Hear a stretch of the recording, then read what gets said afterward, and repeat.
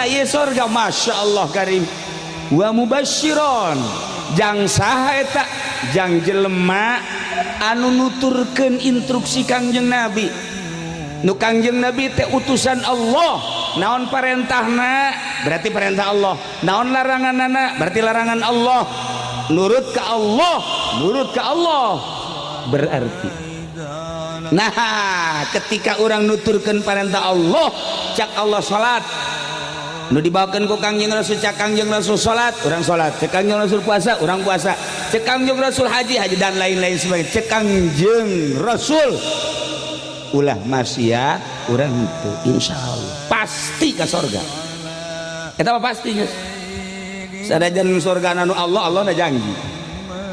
Nah asal orang ulah kagoda ku setan Kangjeng diutus jang nyalametkeun umat setan diutus diayakeun di dunia